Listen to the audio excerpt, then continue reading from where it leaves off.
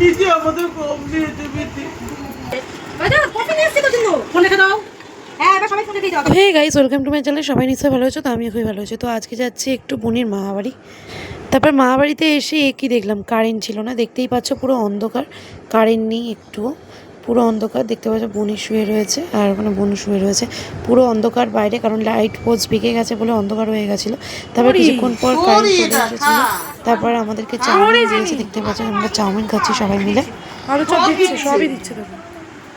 আমার এটা এই এত বড় চামচ না, এই তো হ্যাঁ অনেকগুলো চাই, ওরও অনেকগুলো চাই। হ্যাঁ অনেকগুলো দেখছি তো, এই যে এই কত, এই যে ও এখানে আর কি আছে আমি কাউন্টি নিচে আমাদের কম দিয়েছে।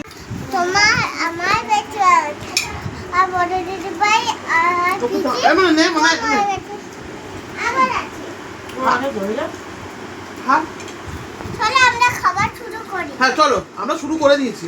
চলো আমরা এইটুকুনি বয়সে কত পাকা পাকা কথা। তো দেখতেই পাচ্ছ এতগুলো চাউমিন খাবে, তো খেতে তো পারবে না, তাও এতগুলো নিয়ে বসেছে। তারপর চেয়ারটাকে উল্টে নিয়ে বসে আছে, আর আমি দেখতেই পাচ্ছ বসে রয়েছি। তো বেরাবো এবার বাড়িতে, তাই জন্য বসেছিলাম। এবার যাওয়ার আগে কফি খেয়ে গেলাম, কারণ মামি কফি বানিয়েছিল, তাই জন্য কফি খেয়ে তারপর বাড়িতে যাচ্ছিলাম। দেখতেই পাচ্ছ কফি খেতে বসেছি আমরা।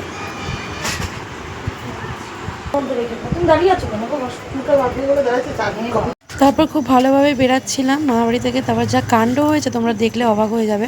মানে আমি বোনের ভিডিও করতে করতে বোন ফোনটা নিয়ে যা করলো, লাভ নেই, ফোনটা ঝাপ করে নিয়ে আমার ফোনটা পুরো মানে ড্রেনের ভেতরে ফেলে দিচ্ছিল, কিন্তু ফেলেনি, মানে এরকম করছিল। আর আমি তা দেখছি পুরো রেগে।